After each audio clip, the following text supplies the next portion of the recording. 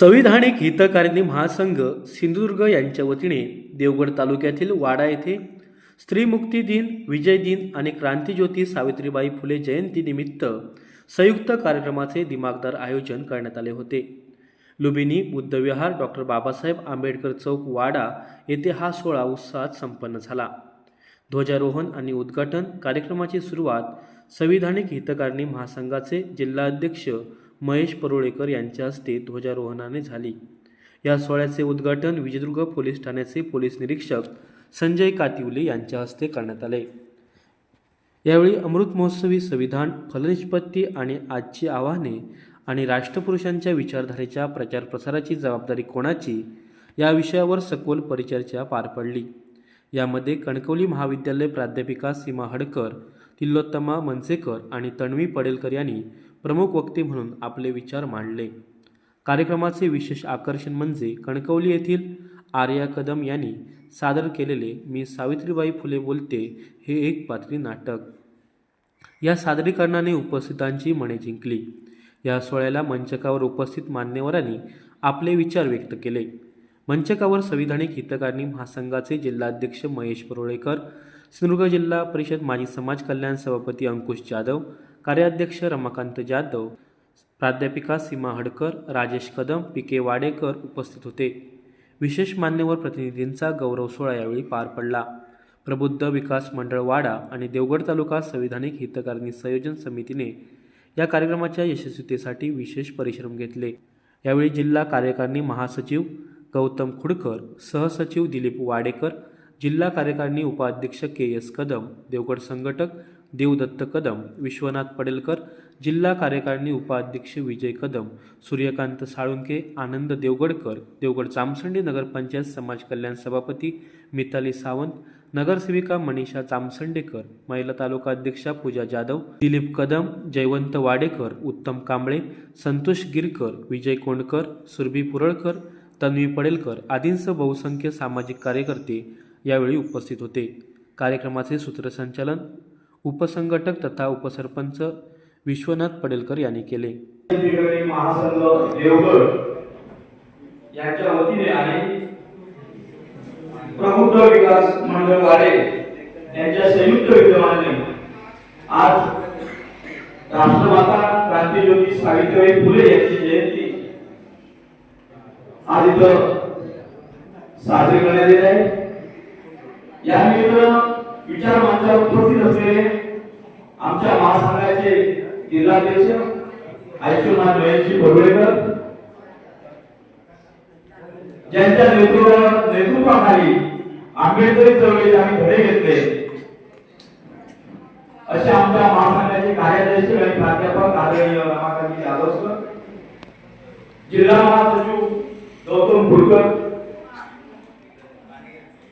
तसेच आमच्या समोर आलेले या महासंघाचे संयोजक चंदू वाडकर, सुशील कदम, आमचे या तालुक्याचे संयोजक आदरणीय विश्वनाथ पडेलकर उपसरपंच, ज्येष्ठ उपाध्यक्ष मार्गदर्शक के.एस. कदम, या मंडळाचे अध्यक्ष ज्यांनी चांगली कार्यक्रम बनवला पी.के. वाडेकर, विजयजी कदम, आनंदजी देवगडकर, आमचे सुभाष कदम, आमचे देवदत्त कदम, सगळेच मान्यवर कुणाचं नाव घ्यायचं राहिलं असेल तर माफ करा. आमचे दुसरे दिलीप वाडेकर, अगदी सगळ्यांनी आमच्या देवगडच्या तालुका आणि त्या स्थानिक मंडळाने अतिशय चांगला कार्यक्रम घडवून आणला आहे.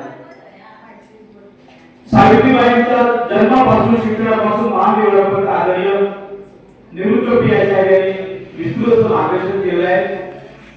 वक्त्या सुद्धा मॅडम आपल्याला मार्गदर्शन करणार आहे. परंतु एक गोष्टीचा आम्हाला अभिमान वाटतो, या समाजाने आपण जन्म घेतला. भारतरत्न डॉक्टर बाबासाहेब आंबेडकर यांनी दिलेले विचार, महात्मा ज्योतिबा फुले यांनी दिलेले विचार, छत्रपती शिवाजी महाराज, छत्रपती संभाजी महाराज यांनी स्वराज्याची संकल्पना मांडली.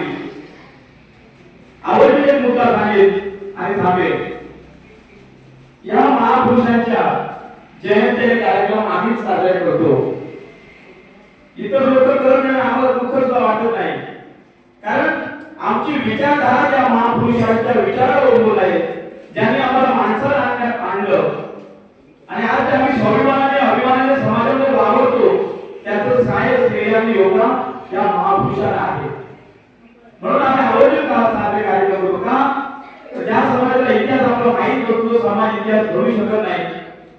सगळ्यात माहिती आंबेडकर चळवळ तुम्हाला शिकवण्याची गरज नाही आणि देवगड वाचण्याचं मुळीच नाही.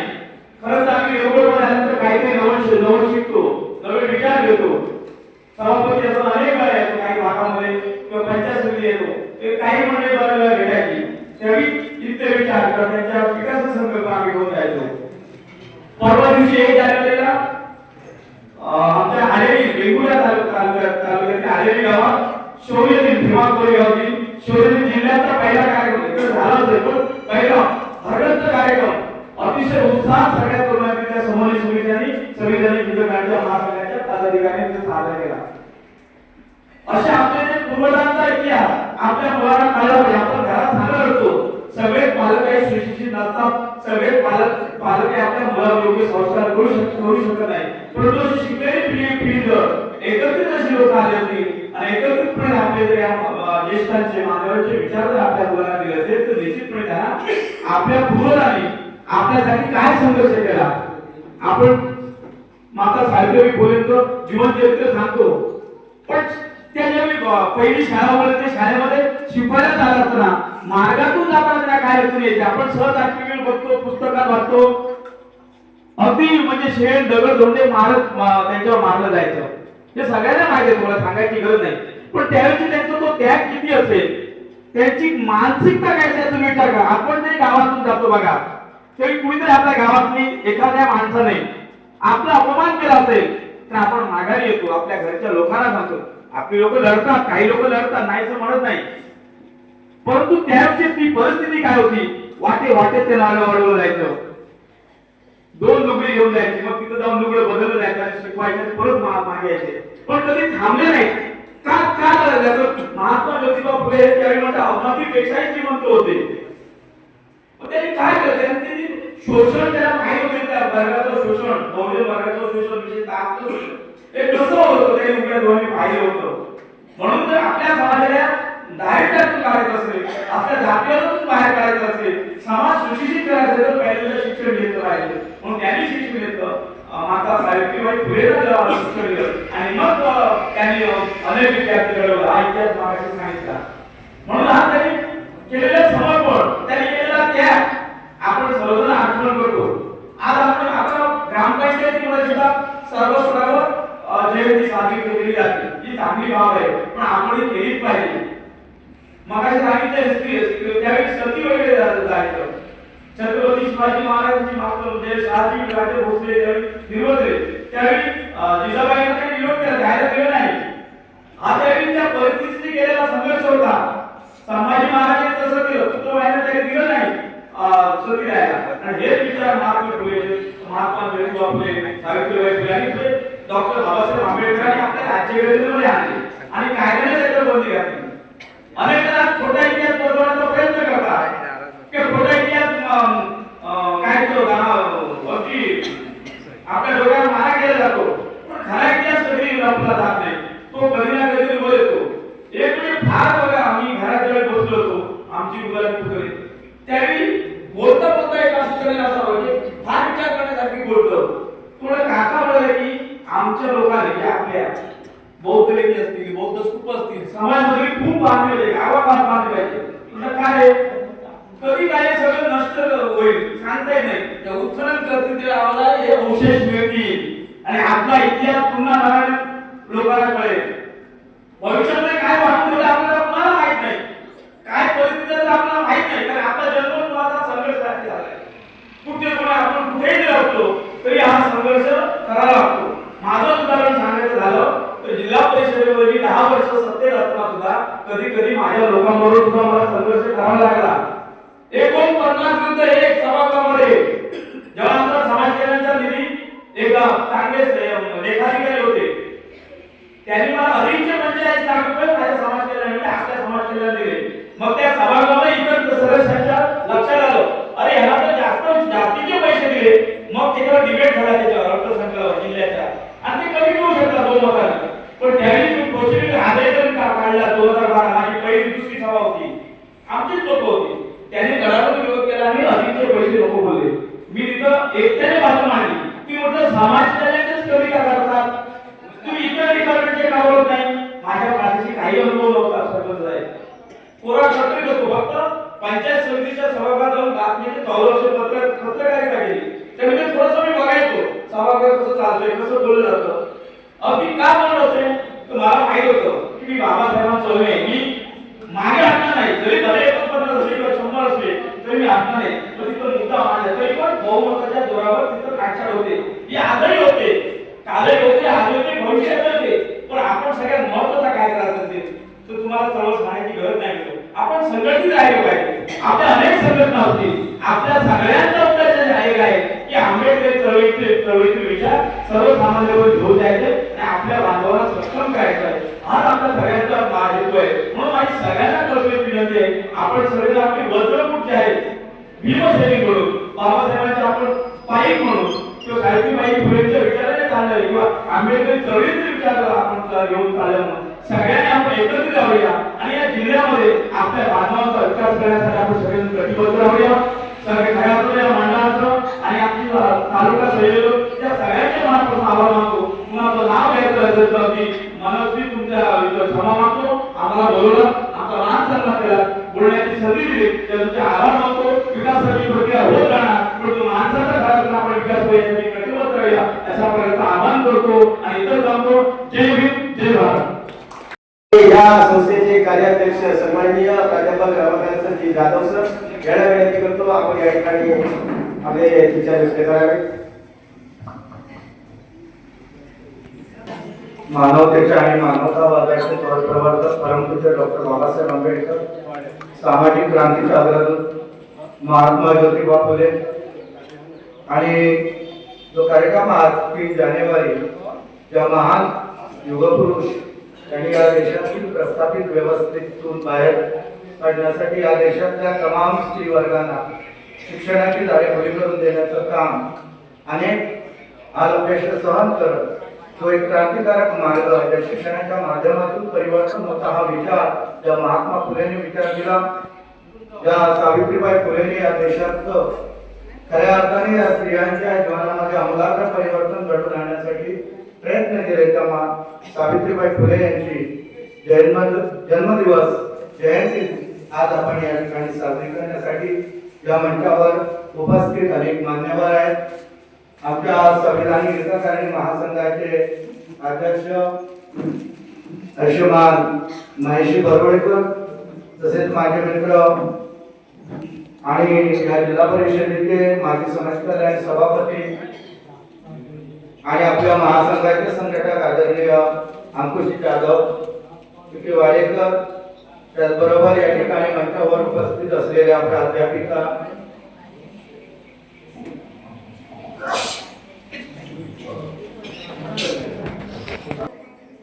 वेगवेगळ्या सामाजिक धार्मिक राजकीय चळवळीमध्ये काम करत असलेल्या सर्व कार्यकर्ते आणि या ठिकाणी उपस्थित असलेल्या सर्व बंधू आणि भगिनींनो आपल्या सर्वांना क्रांतिकारी जय भीम करतो. आज आपण हा जो वेगवेगळ्या व्यापक स्वरूपात आपण कार्यक्रम आयोजित केला 25 डिसेंबरचा जो स्मृती लहर दिन असेल, स्त्री मुक्ती दिन म्हणून आपण तो साजरा करतो. त्याचबरोबर जो शौर्य दिन म्हणून 1 जानेवारी आपण साजरा करतो आणि सावित्रीबाई फुलेंच्या जयंतीच्या निमित्ताने हा कार्यक्रम आज आपण देवगड या वाडेगावामध्ये आपण आयोजित केलेला आहे. आम्ही दोरामात करून जरी आता आमचा प्रवास असल्यामुळे थोडा वेळ झाला, पण मला वाटतं 32-33 वर्षापूर्वी मी वाडे या गावामध्ये येऊन गेलो होतो. किती वाडेकर यांना माहीत असेल.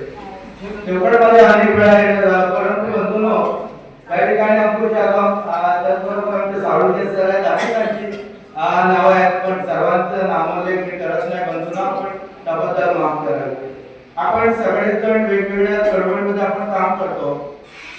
बुद्ध फुले शाहू आंबेडकर या विचारधारा मानून आपण सर्वजण काम करत असतो आणि ज्या महापुरुषांनी आपल्याला जो विचार दिला, जे आज आपली प्रगती होत आहे, आपलं जे आज वेगवेगळ्या पातळीवर सामाजिक, शैक्षणिक, आर्थिक, राजकीय परिवर्तन होत आहे, त्या महापुरुषांच्या माध्यमातून होतं. या ठिकाणी आमचे जाधव म्हणाले की सर्वजण मिळून बाबासाहेबांची जयंती किंवा इतर कार्यक्रम जे आहेत आपली बौद्ध माणसं साजरी करत असतात. हा महामानवांचा विचार व्यापक आहे. अनेक अनेक वर्ष आपण वेगवेगळ्या माध्यमातून या महापुरुषांचे विचार आपण साजरे करतो, जिवंत विचार ठेवण्याचं काम करतो. हा क्रांतिकारी विचार आहे. डॉक्टर बाबासाहेब आंबेडकरांच्या विचाराप्रती आपण जेव्हा बोलत असतो, आपण वेगवेगळ्या शाळा, महाविद्यालय, युनिव्हर्सिटी, याला विद्यापीठाला नाव द्या, अमुक द्या, अशा पद्धतीच्या मागण्या करत असतो. बाबासाहेबांचा विचार सर्वव्यापी असा विचार आहे, विश्वव्यापी असा विचार आहे. जो बाबासाहेबांनी गुरुगुच्छ विचार संपादन केला. ज्या बाबासाहेब आंबेडकर महामानव आहेत, ज्यांच्यामुळे आपली ओळख या देशामध्ये आहे, हे आपण लक्षात घेतलं पाहिजे की विषमतावादी व्यवस्थेतून समतेच्या विचाराकडे घेऊन जाण्याचं महान कार्य महात्मा फुले, सावित्रीबाई फुले, शाहू महाराज असतील, राजाराम मोहन राय असेल, आणि या सर्वांवर खऱ्या अर्थाने या देशाला समतेचं अधिष्ठान मिळवून देण्याचं काम या महापुरुषाने केलं. या महामानवाला आपण जाणून घेण्याचं काम करण्याचा प्रयत्न केला पाहिजे. अनेक जण महापुरुषांना मानतात, काही जण जाणतात, आणि तिसरी पायरी आपण महामानवाच्या विचाराने चालण्याचं काम आपण केलं पाहिजे. तर खऱ्या अर्थाने या महामानवाला अभिप्रेत असलेला विचार, या महामानवाला अभिप्रेत असलेली व्यवस्था आपण निर्माण करू शकू, आणि त्या दृष्टिकोनातून आपण सर्वांनी प्रयत्न करण्याची गरज आहे. आपण वेगवेगळ्या संघटनांमध्ये आहोत. हा समाज अत्यंत जागृत आहे. बाबासाहेबांच्या वैचारिक सिद्धांतावर, बाबासाहेबांच्या वैचारिक विचारावर अनेक जण बोलतात. या देशातल्या प्रत्येक माणसाला जे मूलभूत अधिकार बाबासाहेबांनी संविधानाच्या माध्यमातून दिलेले आहेत, या अधिकाराप्रती आपण बोलतो. हा जो विचार आहे तो आपण आत्मसात करण्याची गरज आहे. ज्या महामानव डॉक्टर बाबासाहेब आंबेडकरांनी आपल्याला उच्च अशा पद्धतीचा विचार दिलेला आहे, उच्च शिक्षण पत्र संपादन केलेलं आहे. एमए असेल, एमएससी असेल, PhD, DSc, LLD, DLitt, bar at law यासारख्या उच्च पत्र संपादन करणारा डॉक्टर बाबासाहेब आंबेडकर या देशाचा महामानव का म्हणू शकत नाही, विश्वाचा का म्हणू शकत नाही. गेल्या 2-3 वर्षांमध्ये आपण पाहत आलेलो आहे. सोशल मीडियामध्ये आपण एक गोष्ट आपण अनेक तरुणांनी वाचली असेल, अभ्यासली असेल, पाहिली असेल, ऐकली असेल. आजपर्यंत आपण विद्यापीठांना नाव बाबासाहेबांचं त्या म्हणून मागणी करत होतो. 2023 मध्ये एका स्टारला, आकाशातील एका ताऱ्याला नाव देण्याचं काम देखील डॉक्टर बाबासाहेबांचं नाव देण्यात आलं. ही गोष्ट आपल्याला माहीत असेल. आपण जेव्हा बाबासाहेबांचं महापरिनिर्वाण झालं 6 डिसेंबर 1956 ला, त्यावेळी लखनदेवी घोषणा लोकांनी केली होती आपल्या बांधवांनी की जब तक सूरज चांद रहेगा तब तक बाबासाहेब का नाम अमर रहेगा. आणि खऱ्या अर्थाने 2023 मध्ये एका अवकाशातील एका ताऱ्याला नाव देण्याचं जो महान कार्य ज्या नासा सारख्या संस्था आहेत, या माध्यमातून त्यांनी केलेला, ही सुद्धा साधी आणि सामान्य गोष्ट नाही. इथल्या प्रत्येक माणसाला काय समजत नाही, याचं भान, याचं आत्मभान आपण सुद्धा जागृत करण्याची गरज आहे. तो बाबासाहेबांचा विचार असेल, महात्मा फुलेंचा विचार असेल, छत्रपती शाहू महाराजांचा विचार असेल, या विचाराचं परिवर्तन, प्रबोधन करण्याची गरज आपल्या शिक्षित, सुशिक्षित आणि सुसंस्कृत किंवा जो सृजनशील समाज आहे त्यांनी करण्याची गरज आहे असं मला वाटतं. आपण म्हणतो की शिक्षण घेणं म्हणजे केवळ शिकणं, केवळ शिक्षित होणं. चांगल्या पद्धतीचं शिक्षण घेणं हे सुशिक्षित, पण याचं लक्षण आहे. आणि खऱ्या अर्थाने आपली संस्कृती काय, आपला कल्चर काय जाणण्याचं काम जे करतात त्याला सुसंस्कृत म्हणतात. आणि या शिक्षणाचा उपयोग जो समाज परिवर्तनासाठी, आपल्या कल्चरच्या परिवर्तनासाठी करतो त्याला सृजनशील समाज असं म्हणतो.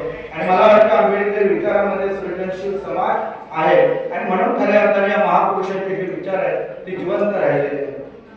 भविष्यात देखील आपल्याला एक व्यापक पद्धतीने उभं राहण्याची आवश्यकता असं मला वाटते. या ठिकाणी आम्ही गेल्या अनेक वर्ष आम्ही आंबेडकर चळवळीमध्ये, वेगवेगळ्या चळवळीमध्ये आम्ही काम करतो. सामाजिक असेल, राजकीय असेल, धम्म चळवळीत असेल. परंतु गेल्या 2 वर्षांमध्ये थोडा सिंधुदुर्ग जिल्ह्यामध्ये आपण विचार करताना आपण एक गोष्ट लक्षात आली की आपण अनेक गाव आहेत, आपल्या जवळ 600-700 गाव आहेत आपल्या जिल्ह्यात, पण लोक एकत्र काहीच नाही. अनेक संघटना आहेत. जेव्हा संघटनांचा आम्ही विचार केला तेव्हा 30, 35, 40 संघटना समोर यायला लागल्या.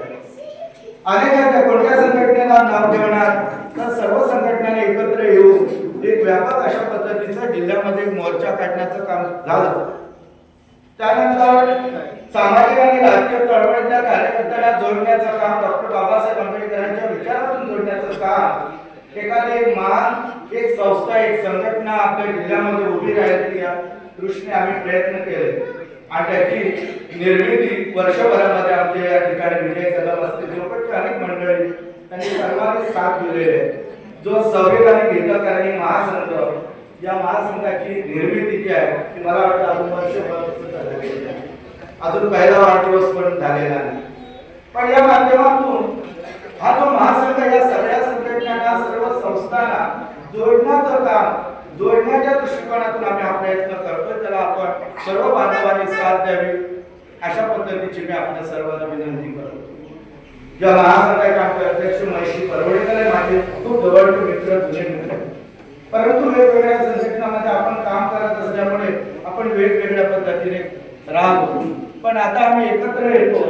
अतुल जाधव असेल, विजय कदम असतील, अनेक पिके वाडेकर असतील आपल्या जिल्ह्यामध्ये, तर सर्व लोकांना जोडण्याचं, महिलांना देखील जोडण्यासाठी मी महासंघाच्या वतीने एक महेश परवडेकर आपल्या कोर कमिटीमध्ये एक विचार मांडलेला होता की आपल्या जिल्ह्यामध्ये 50% साधारणतः स्थानिक स्वराज्य संस्थांमध्ये आपण 50% रिझर्वेशन घेतो. ते केवळ आपल्याला लोकसंख्येच्या प्रमाणात मिळालेलं आहे आणि एक वेगळा मोठा वर्ग जो आहे, जो या चळवळीमध्ये जोडला गेलेला नाही, कारण तो प्रेक्षकाच्या भूमिकेत असून झाला नाही, तो मंचावर समान प्रतिनिधित्व त्यांना देखील दिलं गेलं पाहिजे ही भूमिका सुरुवातीपासून मांडण्यात आलो. आणि महासंघामध्ये महिला प्रतिनिधित्व सुद्धा मोठ्या प्रमाणात तेवढ्याच संख्येने असावं अशा पद्धतीची भूमिका व्यक्त केली. केवळ सावित्रीबाई फुलेंचे आपण विचार मांडतो. सावित्रीबाई फुले आपण अभ्यासतो, वाचतो. जे 1 जानेवारी 1848 मध्ये सावित्रीबाई फुलेंनी भारतामध्ये पहिली शाळा सुरू केली, म्हणून या देशातल्या 70 कोटीच्या जवळपास या देशातल्या महिला शिकू शकल्या. प्राध्यापिका, डॉक्टर, इंजिनियर, खासदार, वकील सर्व पातळीवर आपण जाऊ शकतो. सुरुवातीच्या व्यवस्थेमध्ये ज्या बाबासाहेब आंबेडकरांना आपण पाहिलं होतं की साधा बैलगाडीतून उतरवण्यात आलं अस्पृश्यतेच्या नावाखाली, पण रुपाली चव्हाण सारखी जेव्हा डेक्कनची जेव्हा सोय झाली, मुंबईमध्ये मेट्रो सारखी व्यवस्था झाली, त्या मेट्रोमध्ये रुपाली चव्हाण सारखी या जिल्ह्याची एक मुलगी जेव्हा मॅनेजिंग डायरेक्टर पदावर पोहोचू शकली. हे सगळी किमया जी आहे, हा सगळा जो भाग आहे, जे योगदान जातं ते महापुरुषांच्याकडे आहे. म्हणून महात्मा ज्योतिबा फुले असतील, छत्रपती शाहू महाराज असतील, सावित्रीबाई फुले असतील, या महामानवांच्या विचाराने आम्ही वाटचाल करूया अशा प्रकारची मी या ठिकाणी आपल्या सर्वांना नम्र विनंती करतो. आणि चिठी येण्यापूर्वीच मी सांगतो की या ठिकाणी मी माझं मनोगत जे आहे ते आटोपता घेतो. आपल्या सर्वांना क्रांतिकारी पुन्हा एकदा जय भीम करतो. जय भीम, जय भीम, नमो बुद्धाय. महासंघ आहे त्याचे फाउंडर म्हणून जाधव सर आहे की एक ज्येष्ठ व्यक्तिमत्व म्हणून त्याने आपली भूमिका मांडली. आणि आदरणीय परवेकर सर, आदरणीय जाधव सर, गाणी आणि जिल्ह्यातील अनेक राजकारणामध्ये वावरणाऱ्या व्यक्तिमत्वांनी त्यांच्या भूमिकेला साथ दिली आणि त्यातून हा संविधानिक हितकारणी मंच आज जिल्ह्यामध्ये निर्माण झालेला आहे. आदरणीय जाधव सर या कार्यक्रमामध्ये त्यांचे आम्ही या ठिकाणी धन्यवाद, आभार मानतो आणि अतिशय सुंदर असं मार्गदर्शन केलं. त्याबद्दल थोड्याशा हितकारणी बचत आणि स्थानिक देवगड तालुक्याच्या वतीने आभार. त्यानंतर गेले 2-3 दिवस ज्या ठिकाणी आम्ही हा कार्यक्रम घेतो आहोत, या ठिकाणचं हे जे प्रबुद्ध विकास मंडळ आहे, तर या प्रबुद्ध विकास मंडळाचे सर्व कार्यकर्ते आदरणीय, म्हणजे आम्ही नाव देतो ते पण जयवंतजी वाडेकर सर त्याचे रिटायर्ड होऊन मला वाटतं जवळपास 7-8 वर्ष झाली. एवढं मोठं बुजुर्ग व्यक्तिमत्व या विहाराच्या स्वच्छतेसाठी स्वतः एखादा ब्रश हातामध्ये घेतात. त्यांच्या समोर त्यांचे सर्व कार्यकर्ते यामध्ये सहभागी होतात. यातच खऱ्या अर्थानं या कार्यक्रमाची यशस्वीता पुढे पुढे जात असते. मी त्यांच्या मंडळाच्या सर्व कार्यकर्त्यांना विनंती करतो की आपण विचारपीठावर यावं आणि मान्यवरांच्या शुभ असते त्याने या ठिकाणी आपलं स्वागत केलं आहे. प्रबुद्ध विकास मंडळाचे सर्व कार्यकर्त्यांना विनंती करतो की आपण विचारपीठावर येऊ.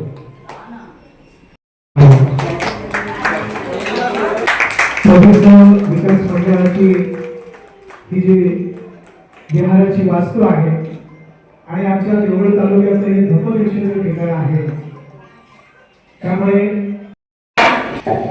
पूजा जाधव, देवगड तालुका बहुजन सेवा संघ दक्षिण विभाग महिला अध्यक्ष यांचं या ठिकाणी स्वागत होत आहे. त्यांना आमंत्रित करतो या ठिकाणी विद्यापीठावर येऊन स्वागत स्वीकारायचं आहे. व्याख्यात्या प्राध्यापक दिव्या हडकर मॅडम यांना मी विनंती करतो या ठिकाणी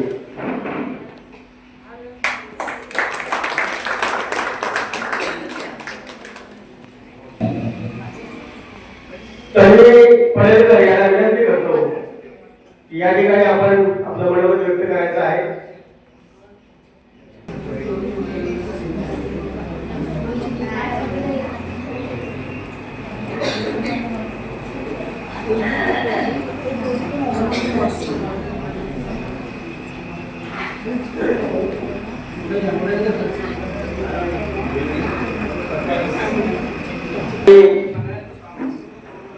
प्रमुख व्याख्यात्या सन्माननीय आजचा जो कार्यक्रम आहे प्रबोधनाचा, त्या प्रबोधनाच्या कार्यक्रमाच्या निमित्ताने महिलांना अतिशय सुंदर प्रकारे सावित्रीबाई नव्हे तर संपूर्ण महामानवाचा महामातेचा इतिहास जो या ठिकाणी भारतामध्ये सत्ता प्रस्थापित करण्यासाठी त्याने आपलं तनमन धन आणि आपलं संपूर्ण आयुष्य या संपूर्ण बहुजन समाजाच्या मानव जातीला अर्पण केलेला आहे. अशा सर्व महामातेचा संदर्भीय विषय आणि महामानवांचा इतिहास आपल्याला जागृतपणाने तो आपल्याकडे कसावा म्हणे समजावा या दृष्टीने आपण प्रमुख व्याख्याते निमंत्रित केलेले आहेत. या ठिकाणी कणकवली महाविद्यालयाच्या प्राध्यापक सीमा हडकर मॅडम यांना मी या ठिकाणी निमंत्रित करतो आहे की या ठिकाणी आपण आपले व्याख्यान विचार या ठिकाणी व्यक्त करावे. सध्या कार्यरत आहे या संपूर्ण सिंधुदुर्ग जिल्ह्यामध्ये बौद्ध चळवळीचा ज्यांचा प्रचंड असा अभ्यास आहे त्या आदरणीय सीमा हडकर मॅडम केवळ चळवळ सांगत नाही तर साहित्यामध्ये एक आशयगर्भ लेखन करणाऱ्या एक लेखिका कवयित्री म्हणून सुद्धा त्या या सिंधुदुर्ग जिल्ह्यामध्ये नावारूपास आलेल्या आहेत. अशा प्राध्यापक सीमा हडकर मॅडम आपली जो विषय आहे त्याला मी परिचर्चा म्हटलेला आहे. कारण अमृत महोत्सवी संविधान वर्ष हे आहे, त्याची फलनिष्पत्ती काय आणि याची आव्हानं काय आणि एकंदरीत सावित्रीबाई फुले यांच्या शिक्षण विषयक जी भूमिका आहे ती संपूर्ण आढावा ते आपल्या या मनोगतामध्ये घेतील.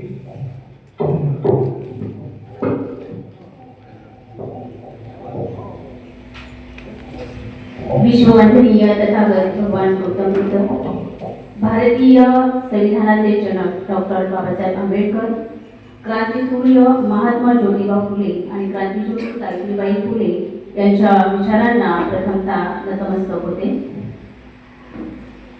आज या विचारमंचावर उपस्थित असलेले आजच्या कार्यक्रमाचे अध्यक्ष माननीय आदरणीय महेश करुळेकर, कार्याध्यक्ष प्राध्यापक रमाकांत जाधव, अंकुश जाधव समाज कल्याण माजी सभापती, पी.के. वाडेकर स्थानिक अध्यक्ष, गौतम कुलकर महासचिव, किशोर कदम कास्ट्रॉनिक संघटना जिल्हा सचिव, सूर्यकांत साळुंके कदम, आर्या कदम, सुरभी परोळेकर, धर्मी पडेलकर, सुभाष कदम, मिताली सावरा, विश्वनाथ पडेलकर, देवदत्त कदम, सुनील कदम, पूजा जाधव, मनीषा जामसाडेकर आणि इथे या कार्यक्रमासाठी सर्व उपस्थित असलेले माझ्या भरपूर भगिनी. खरं तर आजचा हा कार्यक्रम म्हणजे सावित्रीबाई फुले जयंती निमित्त हा कार्यक्रम आपण आयोजित केला होता. परंतु आयोजकांनी एक विषय जो दिला आहे तो विषय फार व्यापक आहे आणि त्या विषयाच्या अनुषंगाने थोडीशी मांडणी करण्याचा मी प्रयत्न करणार आहे. मला असं वाटलं होतं की सावित्रीबाई फुले जयंती आहे तर सावित्रीबाई फुले जयंती निमित्त एखादं व्याख्यान करावं लागेल, पण त्यापेक्षा थोडासा वेगळाच विषय माझ्यासमोर आला आणि हा एक वेगळा चॅलेंजिंग असणारा विषय होता. तो विषय असा होता की अमृत महोत्सवी संविधान फलनिष्पत्ती आणि आजची आव्हाने आणि राष्ट्रपुरुषांच्या विचारधारेच्या प्रचार आणि प्रसारांची जबाबदारी कोणाची.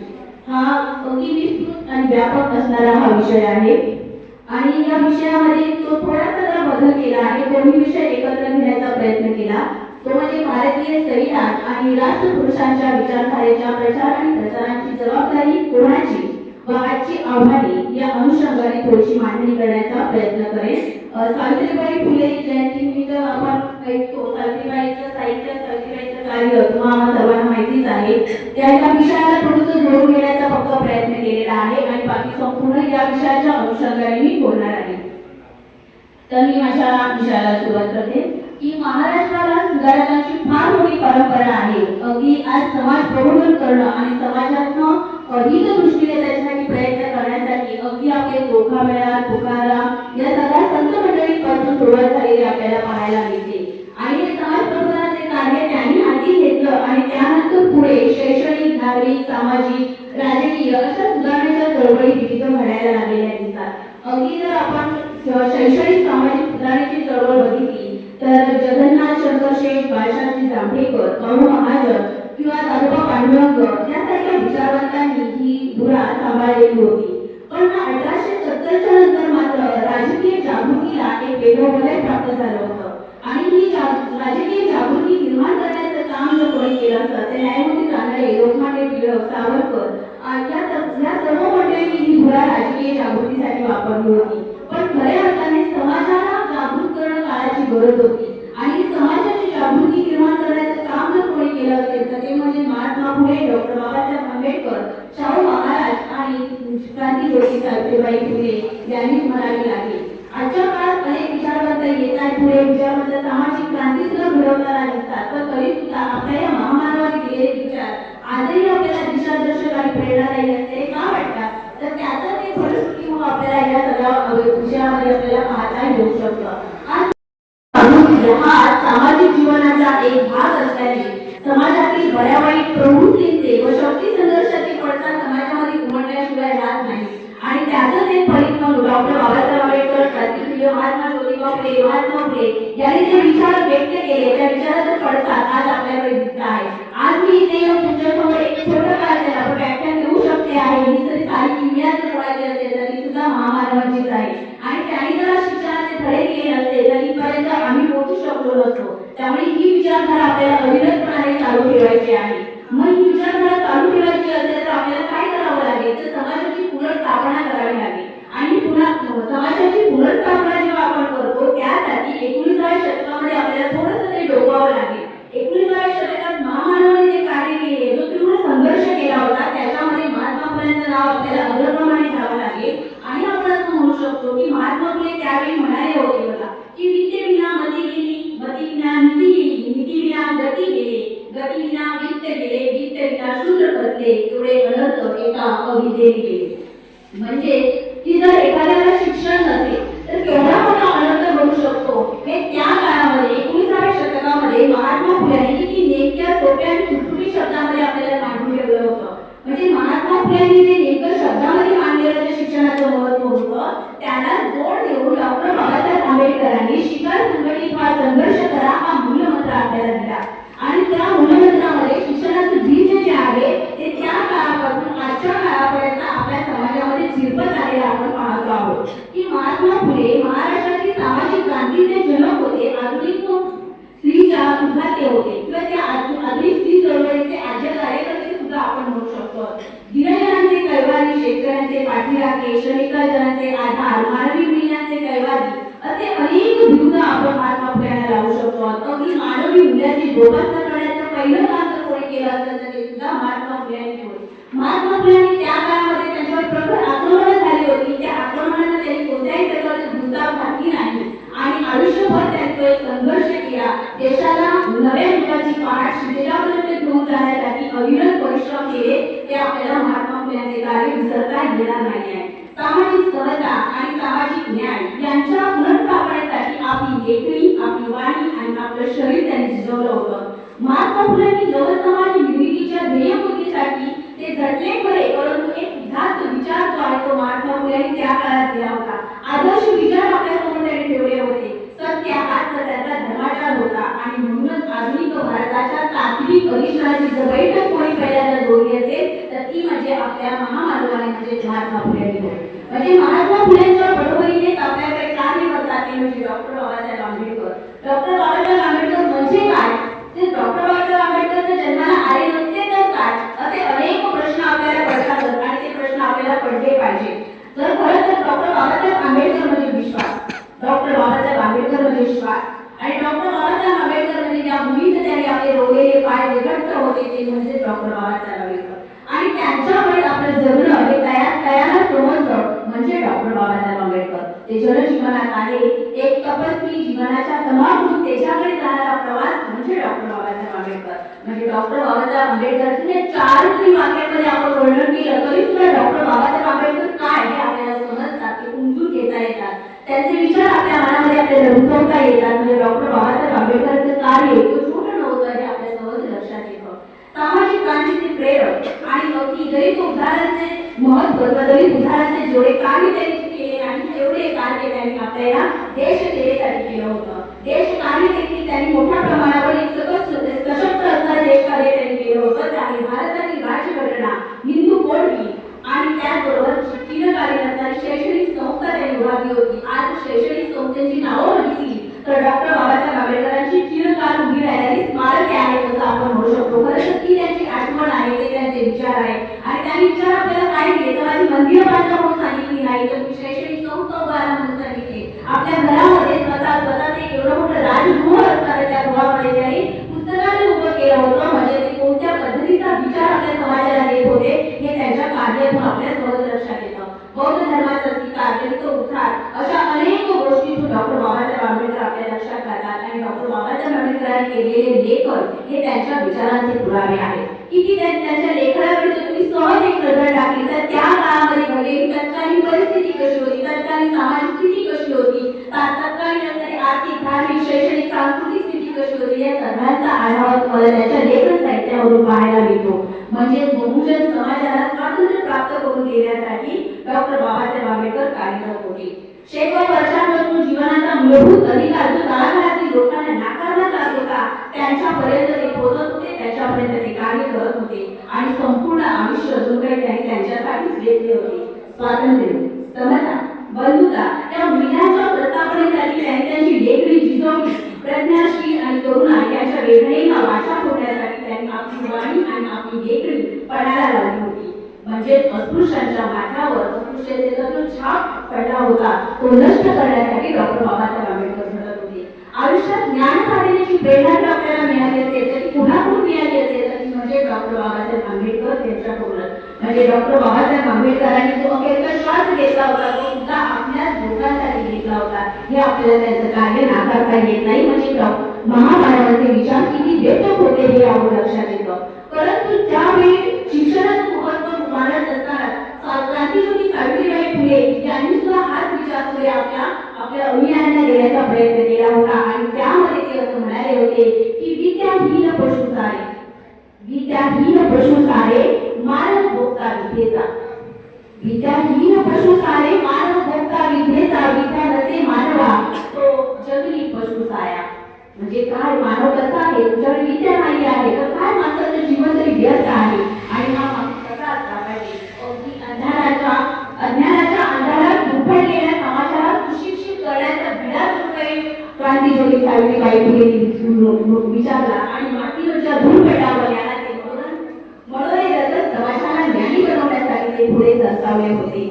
शिक्षणाची मूर्तमेढ त्यांनी रोवली आणि खऱ्या अर्थाने स्त्री शिक्षणाची मूर्तमेढ त्यांनी रोवत असताना आज आपण बालिका दिन आणि त्याबरोबर स्त्री शिक्षिका दिन म्हणून सुद्धा साजरा करतो आणि शासनाने असे परिपत्रक प्रत्येक महाविद्यालय, शाळा, कॉलेजेसमध्ये पाठवलेले आपल्याला दिसतात. अगदी शासकीय कार्यालयामध्ये सुद्धा अशा पद्धतीची पत्र आलेली आपल्याला पाहायला मिळतात. म्हणजेच क्रांतिज्योती सावित्रीबाई फुले यांच्या विचारांचा हा गौरव आहे असं आपल्याला म्हणावं लागेल. म्हणजे क्रांतिज्योती सावित्रीचे विचार सुद्धा आज किती लोकांपर्यंत पोहोचतायत हे आपण पाहतो आहोत. अगदी 19व्या शतकामध्ये उच्च वर्णीय आणि पुरुषप्रधान संस्कृतीमध्ये बहुजन समाजातल्या स्त्रियांना पशुनी हीन दर्जाची वागणूक दिली जात होती आणि त्याच्या विरुद्ध सावित्रीबाईंनी आवाज उठवला होता. खरं तर क्रांतीचे निशाणच फडकवलं असं म्हटलं तरी सुद्धा ते वावगं होणार नाही. अंधश्रद्धा, अनिष्ट, रूढी, परंपरा, स्त्रियांवरील अत्याचार, शेतकऱ्यांचे प्रश्न, दुष्काळग्रस्तांचे प्रश्न अशा अनेक सामाजिक समस्यांनी सावित्रीबाईंनी धैर्याने तोंड दिले होते.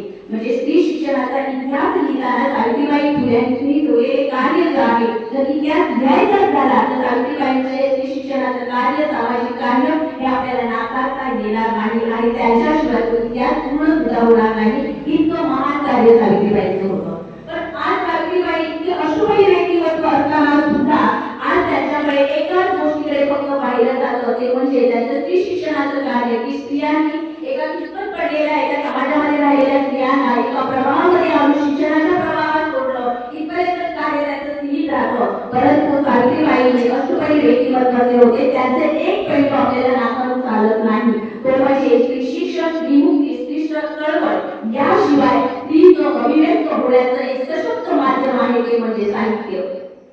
हे साहित्य बघायला तर मात्र सावित्रीबाईंना आपल्याला समजून घेतलं नाही कसं होईल.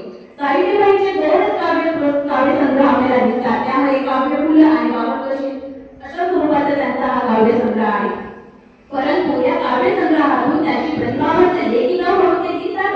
पण त्याहीपेक्षा त्यांच्या जो कवितांची त्यांच्या साहित्याची जर आपण वर्णन केलं तर आपल्याला प्रथमदर्शनी लक्षात येतं ते म्हणजे त्या कवितेमध्ये दिसणाऱ्या कृतज्ञता व्यक्त करणाऱ्या कविता, प्रार्थना विषयक कविता, ज्योतिबा विषयीच्या कविता, निसर्ग विषयक कविता, सामाजिक कविता, उद्देशपर कविता, त्यांच्या काव्य विषयक काव्याच्या कविता तुम्हाला पाहायला मिळतात. चाकोरी माहेरी असणाऱ्या कविता तुम्हाला पाहायला मिळतात. बावनकशी असणारी त्यांची काव्याची वैशिष्ट्ये पाहायला मिळतात. आणि त्याहीशिवाय सावित्रीबाई आणखी एका गोष्टीने लक्षात जातात की त्यांची पत्रे आणि दुसरी म्हणजे त्यांची भाषणे होय. आज जर आपण पत्र लिहतच नाही, आज आपण डिजिटल युगामध्ये वापरत आहोत. पत्र हा दुरापास्त झालेली गोष्ट आहे. पण त्या काळामध्ये भावना व्यक्त करण्यासाठी अतिशय सुंदर असणारं माध्यम ते होतं म्हणजे पत्र. आणि अगदी सावित्रीबाईंनी आपल्या ज्योतिबा फुल्यांना लिहिलेले पत्र जर तुम्ही वाचलात तर समजणी आणि त्यांचं नातं कसं असलं पाहिजे त्याचा एक उत्कृष्ट पुरावा आपल्याला त्यांच्या पत्रांमधून पाहायला मिळतो. त्याची भाषा तर उद्देश होती लोकांना आणि गरज समाजाला जर उपयोगी पडण्यासाठी भाषा लिहिणे कार्य कसं असलं पाहिजे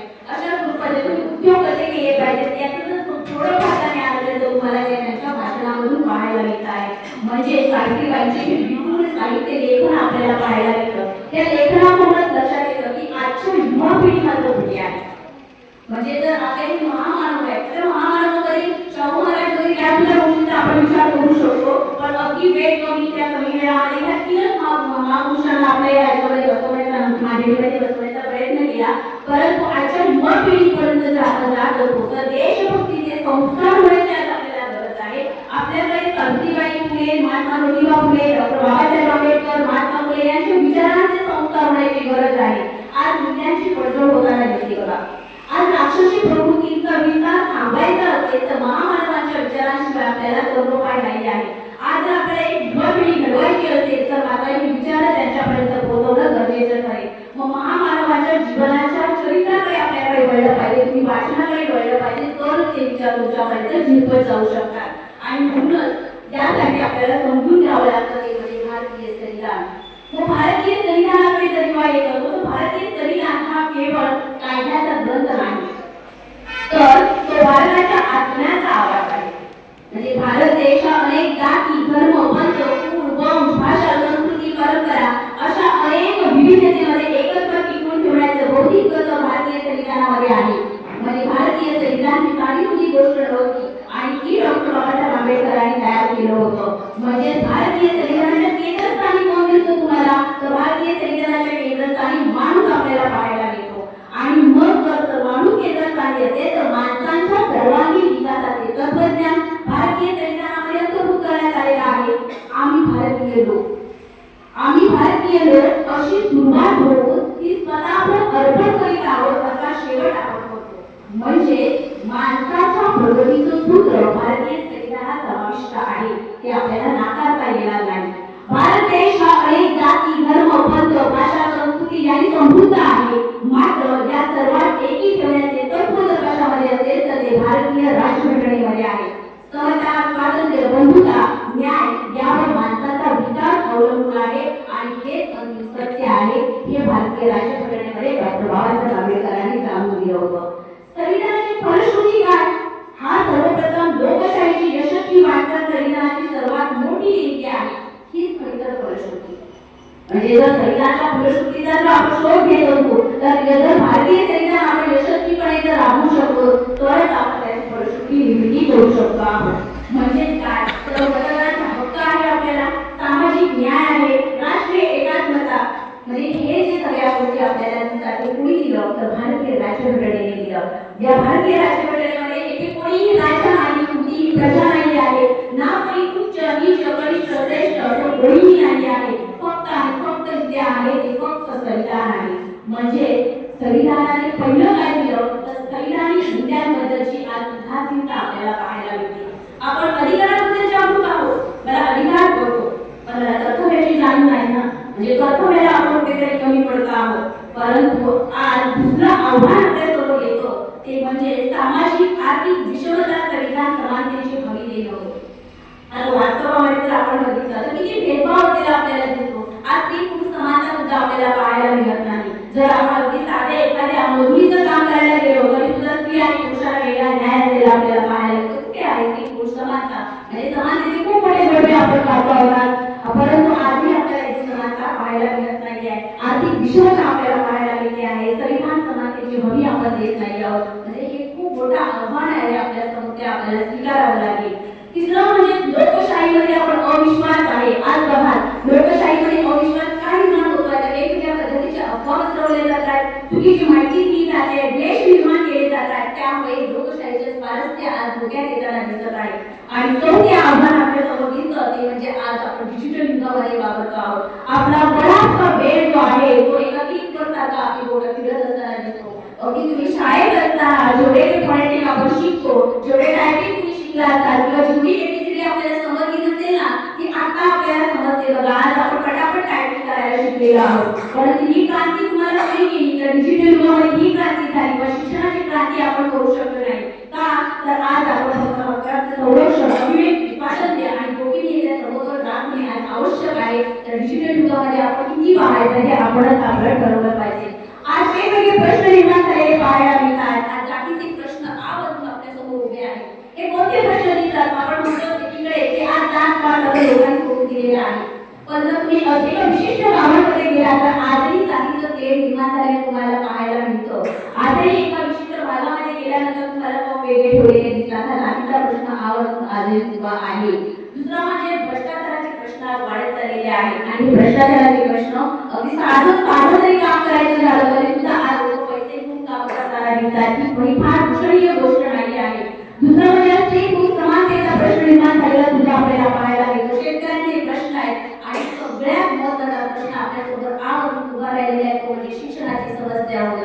आज आपल्याकडे शिक्षण आहे पण नोकऱ्या नाही. बघा आपण अगदी पदवीपर्यंत शिक्षण घेतलेलं आहे, पदवीधर शिक्षण घेऊन सुद्धा डॉक्टर, इंजिनियर, वकील असे अनेक क्षेत्रामध्ये कार्यरत असणारे लोक डिग्री लोक आपल्यासमोर उभे आहेत, पण त्यांच्यासमोर आज नोकरी नाही आहे. हे का होत आहे तर आपण सुद्धा यासाठी कुठेतरी कमी पडायला लागलेलो आहोत. म्हणजे आपण फक्त शिक्षण घेऊन थांबलो, पण शिक्षण घेतल्यानंतर सुद्धा आपल्याकडे कसं होतं ते आपण कमी पडतो ते आपण घेतलं पाहिजे.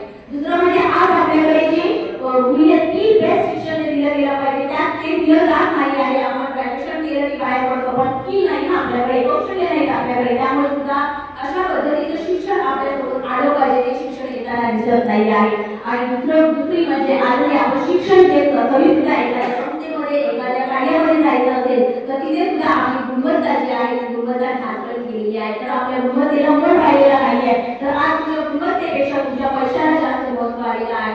म्हणजे गुणवत्ता पण टिकवायची आणि पैसाही टिकवायचा आहे. अशा दोन दुहेरी भूमिकेमध्ये आपण आता जपले जातो. आणि दुसरे एक आव्हान केलेलं आहे ते म्हणजे आज एनईपीद्वारे शिक्षण दिलं जात आहे. आज एनईपीच्या द्वारे शिक्षण दिल्यानंतर आर्ट्स, कॉमर्स, सायन्सची फॅकल्टी ज्या होत्या त्या आता राहिल्या नाही आहेत. आता सगळे एकत्रीकरण झालेलं आपल्याला पाहायला मिळतं. आणि असं शिक्षण जेव्हा आपण घेत होतो तेव्हा आपला विद्यार्थी जो आहे आपल्या बहुजन समाजाचा विद्यार्थी तो नक्कीच मागे राहणार आहे. कारण का आपल्याकडे डोनेशन देण्यासाठी पैसे नाही आहे आणि ते डोनेशन एक साधे सुद्धा डोनेशन नाहीये तर ते लाखोच्या भरात जाणारे डोनेशन मागत आहे आणि तिथे जाण्यासाठी आपल्याला गुणवत्ता टिकवून ठेवावी लागेल. म्हणजे ही आपल्याकडे नवे प्रश्न निर्माण होताना दिसतात, वेगवेगळ्या समस्या येताना दिसत आहे. आणि म्हणूनच याशिवाय अनेक प्रश्न आहेतच. म्हणजे सामाजिक जीवनाच्या प्रांगणामध्ये आज धिंगाणा घालणारे प्रश्न आपल्याला दिसत आहेत. त्यामुळे आज आपल्याला गांभीर्याने पाहावं लागेल. हे खरं तर आज आपल्याकडे खूप मोठी असणारी समस्या आहे आणि त्याची आपल्याला आव्हाने आहेत. ही आव्हाने आपल्याला स्वीकारायची आणि त्याच्यावर आपल्याला सुधार व्हायचा आहे. आता या संविधानाचे भविष्य संसदेत नाही आहे तर ते आचरणात आहे. लोकांनी राजकारणापासून दूर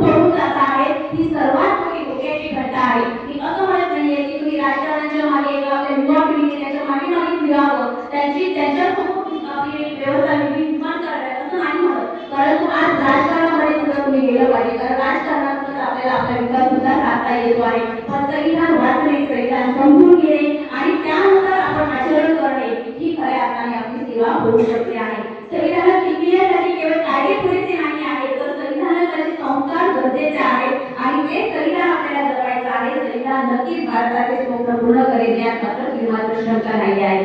पण प्रश्न मात्र असा राहतो, हे करायचं कोणी? हा विचार पुढे घ्यायचा कोणी? प्रचार आणि प्रसार करण्यासाठी तयार आहोत. प्रचार आणि प्रसार करण्यासाठी आपण वेगवेगळ्या प्रकारचे कार्यक्रम घेतो, छोटे संमेलन भरवतो, आमच्या विचार एकमेकांना देतो. पण ते विचार पुढे नेण्याची गरज तर आहे ना. मग ही गरज आपण कशी पूर्ण करायचं, ती जबाबदारी कोणाची? तो प्रसार आणि प्रसार करणार तो. मग महामानवाचे विचार फक्त पुस्तकापुरते, फक्त विचारापुरते न राहता ते विचार मूल्य लोकांपर्यंत ते संस्कारित झाले पाहिजे आणि संस्कारित होण्यासाठी आजच्या काळामध्ये आपली माध्यमे तयार पाहिजे. आज माध्यमे करतात काय? माध्यम करते समाजाचा आरसा, पण या समाजाच्या आरसामध्ये आज आपण चित्रपट पाहता, मालिका पाहता, सोशल मीडियावर जाता तुम्ही, पण चित्रपट, मालिका, सोशल मीडिया या माध्यमातून आज चुकीची माहिती देताना दिसतात आपल्याला आणि ती माहिती आज थांबवणं गरजेचं आहे. वास्तवतेकडे आपल्याला जायला पाहिजे. आपल्या एका स्टार प्रमाणावर सावित्रीबाई फुलेची मालिका आज सुरू झालेली आहे. ती मालिका बघा ना, आता किती जण बघतील. आपल्याला इतर मालिका बघण्यासाठी वेळ आहे, तो वेळ काढतो आपण. पण असे जर मालिका असतील ज्यासाठी डॉक्टर बाबासाहेब आंबेडकरांची मालिका सुरू होती, आता सावित्रीबाई फुलेची मालिका आहे, महात्मा ज्योतिबा फुल्यांवर सुद्धा मालिका चालू होते. पण त्या मालिकेमध्ये प्रेक्षक नाही, टीआरपी कमी झाला म्हणून आपल्याला त्या मालिका बंद कराव्या लागल्या होत्या. म्हणजे आपण त्याकडे आपली मानसिकता आपण त्याकडे वळताना दिसत नाही आहे. आणि काही अंशी आपल्याला ही माध्यमं सुद्धा ज्याची चुकीची माहिती पोहोचवतात म्हणून सुद्धा आपण त्याच्याकडे जातो, ही सुद्धा एक महत्त्वाची बाजू आहे. परंतु महामानवाचे विचार जर पोहोचायचे असते तर वास्तववादी असणारी संतुलित मांडणी आपल्याला करणे गरजेचं आहे. हे मोठं काम आपल्यासमोर आहे. समाजाची आणि कुटुंबाची मांडणी ही खरं खूप राष्ट्रप्रेमासाठी असणारी मांडणी म्हणू शकतो आपण. आणि दुसरं म्हणजे आपल्याला काय करायचं आहे तर पालकांनी सुद्धा लक्ष देणं गरजेचं आहे. घरातून विचाराची जोड दिली गेली पाहिजे ना. आज आपल्याला एखाद्या मुलीला लहानपणापासून वागायचं कसं, बोलायचं कसं, किती हसायचं, किती बोलायचं हे शिकवलं जातं ना. तिला आपली लहानपणापासून घरकामाचे धडे तर दिले जातात ना. मग जर असं जर होत असेल तर आपल्या विचारांच्या मिळण्याचे संस्कार आपण काय देऊ शकत नाही आपल्या मुलांना.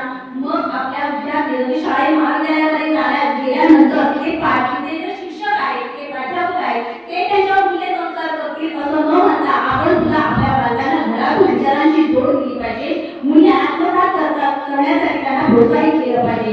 तर आजची पिढी उदासीन राहणार नाही, ती विचारधारेकडे वळेल आणि आपले हे विचार पुस्तकात राहणार नाही तर महामानवाचे विचार वाटले जातील, त्यांना प्रश्न पडतील, ते प्रश्न ते विचारतील आणि सर्वात महत्त्वाचं म्हणजे ते आचरणात आणतील. आणि आज आचरणात आणणे काळाची गरज आहे, तरच आपली जबाबदारी आपण यशस्वीपणे पार पाडू शकतो.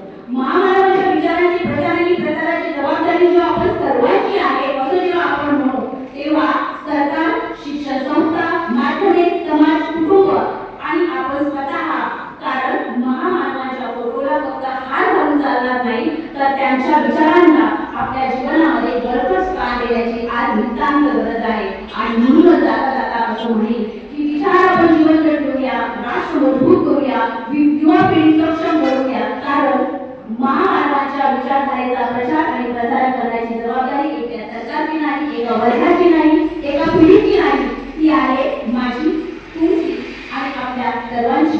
कारण विचार जपले तरच इतिहासाला अर्थ राहतो. कारण आणि जर इतिहास जपला तर राष्ट्राला भविष्य राहतं. आणि म्हणून आपण विचार करूया, क्रांती घडूया. धन्यवाद. आयोजकांनी या ठिकाणी संधी दिली त्याबद्दल मी त्यांचे आभारी आहे.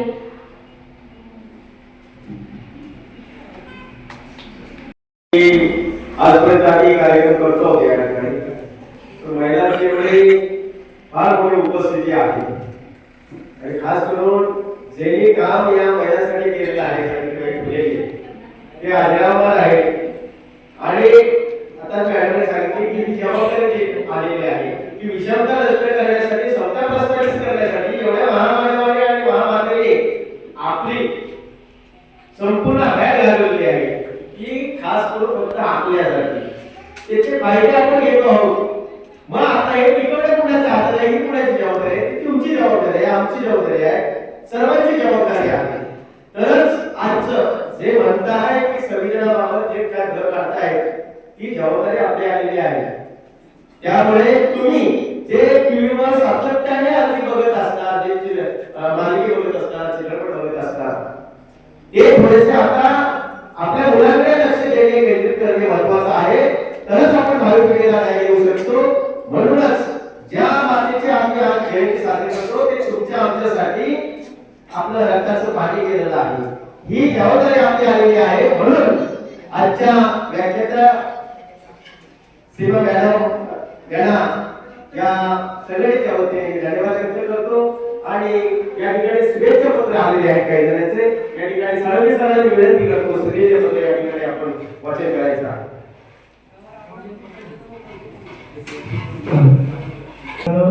त्यांच्या प्रति कृतज्ञता व्यक्त करणं आपल्याला गरजेचं आहे. मॅडम तुम्ही आलात, एक सुंदर असं मार्गदर्शन आपलं झालं आम्ही कृतज्ञ आहोत संस्थेच्या वतीनं. यानंतर ग्रामपंचायत कार्यालय पडेल यांच्याकडून एक शुभेच्छा पत्र आलेलं आहे. त्या शुभेच्छा पत्राचं मी वाचन करतो या ठिकाणी. प्रति संविधानिक हितकारणी महासंघ सिंधुदुर्ग जिल्हा, प्रबुद्ध विकास मंडळ वाडे देवगड आणि देवगड तालुका संविधानिक हितकारणी संयोजन कमिटी विशेष शुभेच्छा पत्र. आपण आज दिनांक 3 जानेवारी 2026 रोजी संविधानिक हितकारणी महासंघ सिंधुदुर्ग जिल्हा आणि प्रबुद्ध विकास मंडळ वाडे देवगड तालुका संविधानिक हितकारणी संयोजन कमिटी यांच्या संयुक्त विद्यमाने गाव मौजेवाडा तालुका देवगड या ठिकाणी क्रांतीज्योती सावित्रीबाई फुले यांच्या जयंतीनिमित्त भरघोस कार्यक्रमाचे आयोजन करून मोठ्या उत्साहात जयंती साजरी करत आहात. त्यांच्या जयंतीनिमित्त ग्रामपंचायत पडेलचे माननीय सरपंच, माननीय उपसरपंच आणि सर्व सदस्य तसेच सर्व ग्रामस्थ यांच्या वतीने विनम्र अभिवादन आणि कार्यक्रमास लाख शुभेच्छा. सरपंच ग्रामपंचायत पडेल आणि आपले विद्यमान या संविधानिक हितकारणी मंचाचे संघटक आणि उपसरपंच विश्वनाथ पडेलकर त्याचे सर्व. यानंतर परिचर्चेतील जे दुसरे वक्ते आहेत त्या आदरणीय दत्त पडेलकर मॅडम पडेल येथील अंगणवाडी सेविका म्हणून त्या कार्यरत आहेत. तर त्याला विनंती करतो त्याने आपल्या विचार या ठिकाणी मांडावे. सर्वांना जय भीम. अख्खा महाराष्ट्र ज्यांना छत्रपतीच्या नावाने ओळखतो ते स्वराज्य निर्माते छत्रपती शिवाजी महाराज, स्वराज्य रक्षक छत्रपती संभाजी महाराज यांना मी मानाचा मुद्रा करते. ज्या माऊलीमुळे दोन्ही संस्कारक्षम ग्रंथी आपल्याला मिळाली, राष्ट्रमाता राजमाता जिजाऊ माँसाहेबांना मी वंदन करते, मानाचा मुद्रा करते. ज्यांनी आमच्यासाठी दगड धोंडे खाल्ले, जिच्यामुळे खऱ्या अर्थाने आम्ही आज प्रत्येक क्षेत्रात नाव गाजवू लागलो, ती म्हणजे माता सावित्रीबाई फुले. आज त्यांची जयंती आहे. त्या जयंतीच्या निमित्ताने मी त्यांना अभिवादन करते.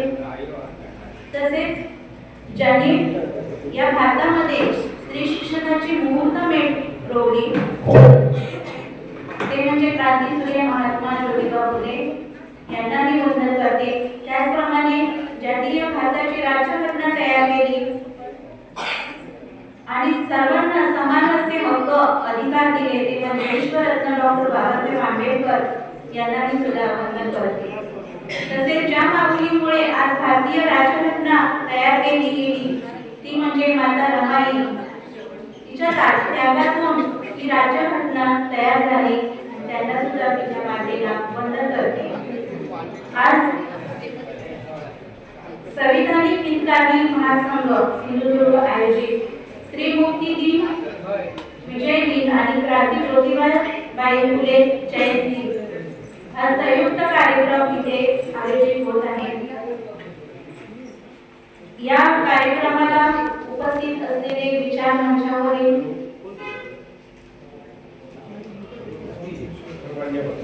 सर्व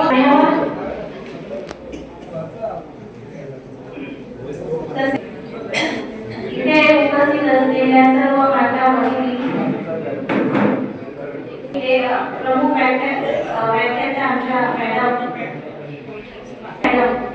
यांचे मी आभार मानते.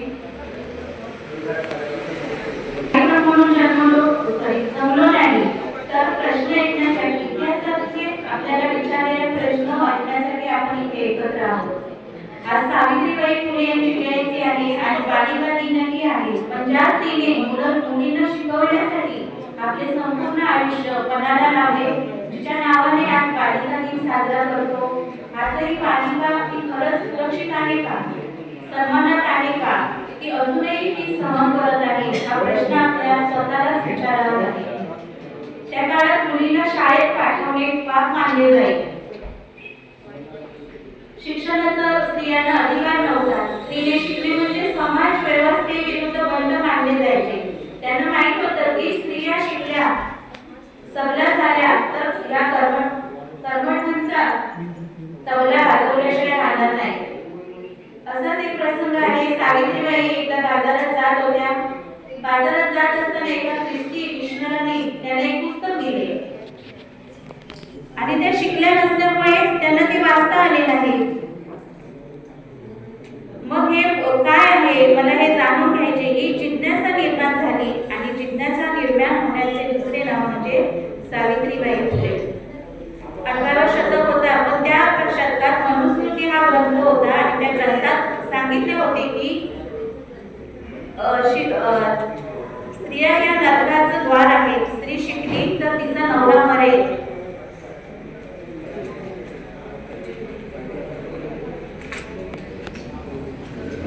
स्त्री शिकली तर तिचा नवरा मरेल आणि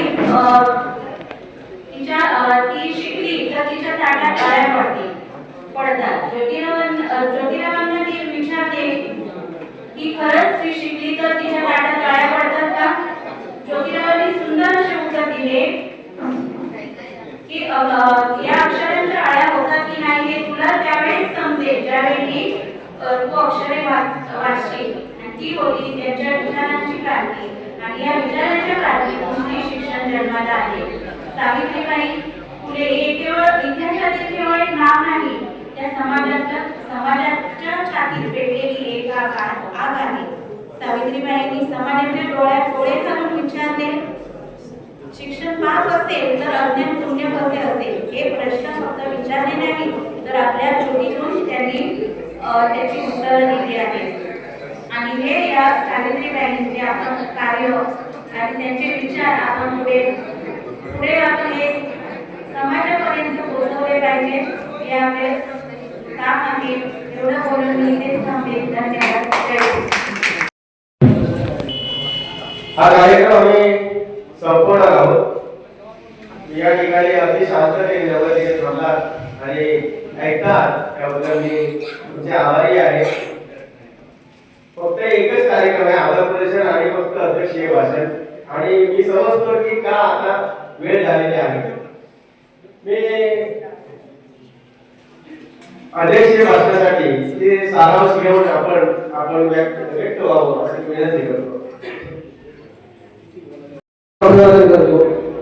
भाषणाला सुरुवात करण्यापूर्वी बाहेरचे सगळे माझे मित्रमंडळी आहेत त्यांना विनंती करतो की त्यांनी सहभागी व्हावं. आणि मी किती बोलावं हे तुम्ही मला फक्त सांगावं. 5 मिनिटं बोलतो 5 मिनिटाला थांबणार आहे, 10 मिनिटं बोलतो 10 मिनिटाला थांबणार आहे. कारण आमच्यामुळे उशीर झाला हे मला माहिती आहे. कारण आम्ही वेळेत पोहोचलो असतो तर हा कार्यक्रम वेळेत सुरू झाला असता.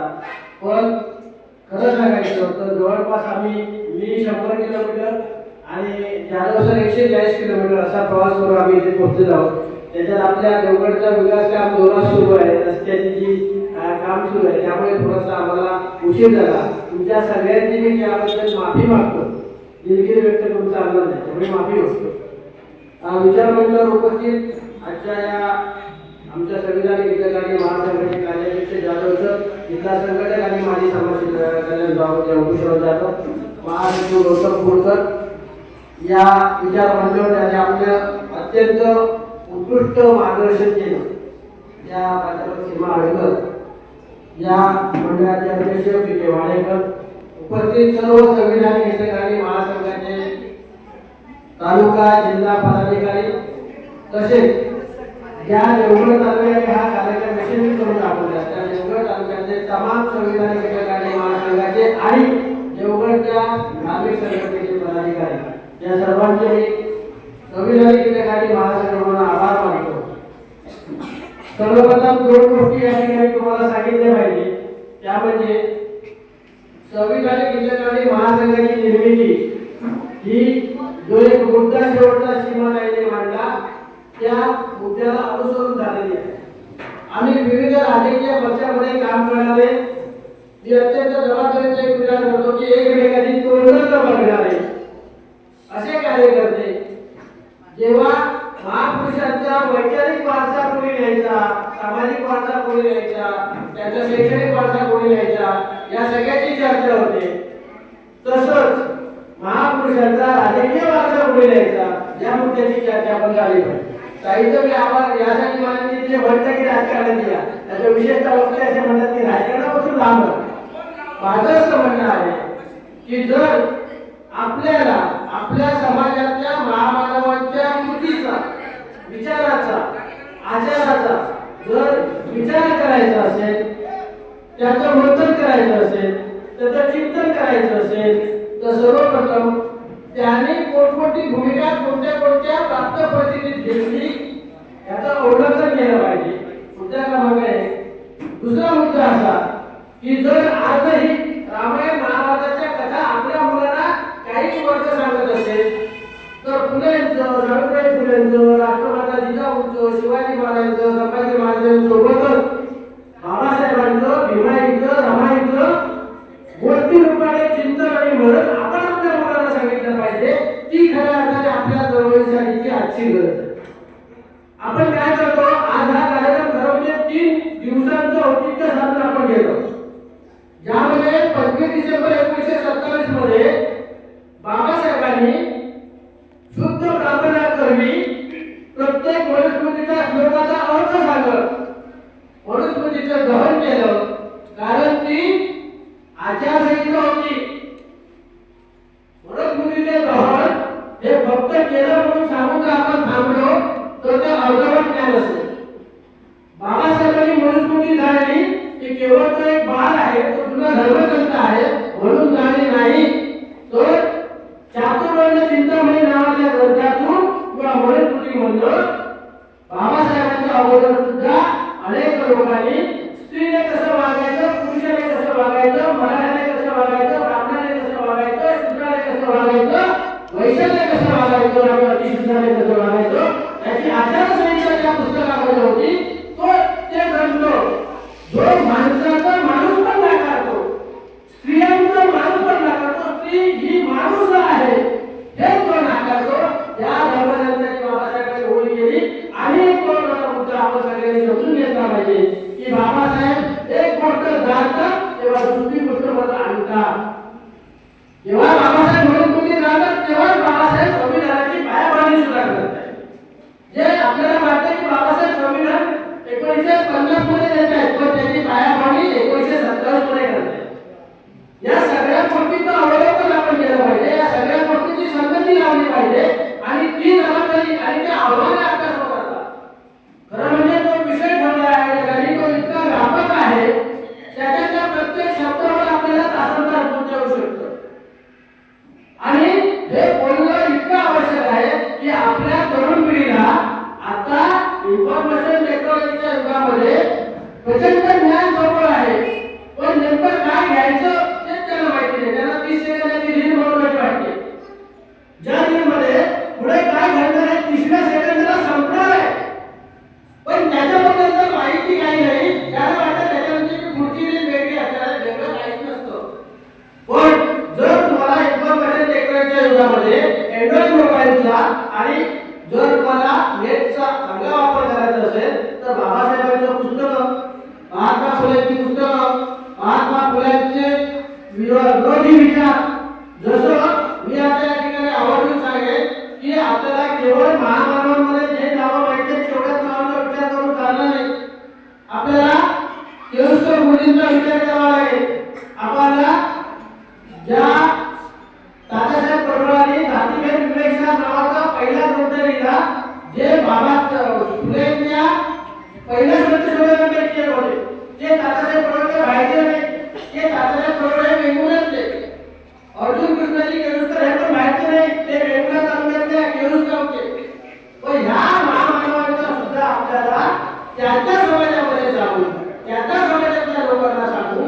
आपल्याला त्यांचं सुद्धा विचार सर्वसामान्य माणसांपर्यंत पोहोचवला ही जबाबदारी आपल्यावर पडते आणि ही जबाबदारी जशी वैज्ञानिक आहे तशी ती पॉलिटिकल सुद्धा आहे. संविधानिक लीडर आणि महासंघाची निर्मिती करत असताना या ठिकाणी आपण सांगितलं पाहिजे जो उल्लेख चाळुक्य साहेब केला खऱ्या अर्थाने रमाकांत जाधव सर फक्त आम्हाला बोलले असं आपण बोलूया. मी असेल रघु जाधव असेल गौतम फुलकर असेल आम्ही एकत्र बसतो आम्हाला वाटतं की हा चांगला विचार आहे. अन्यथा आम्ही जसं मगाशी मी म्हटलं की एकमेकांची तोडं न बांधणारे आम्ही नेहमी कधीही एकत्र आलो नसतो. राजकीय अस्पृश्यता जी आमच्यामध्ये होती घालवण्याचं काम आम्ही या ठिकाणी केलं. जाती व्यवस्था ही जशी प्रबळ आहे तशी या जिल्ह्यामध्ये अस्पृश्यता सुद्धा तितकीच प्रबळ आहे. आपल्यातल्या काही लोकांनी इतर जातीची मुलं केली की आपल्या मुली काही लोकांनी केल्या म्हणून जात संपली या भावना आशेवर आपण करताना आणि म्हणून आपल्याला या ठिकाणी खूप महत्त्वाच्या विषयाची चर्चा ही सीमा नाही केली.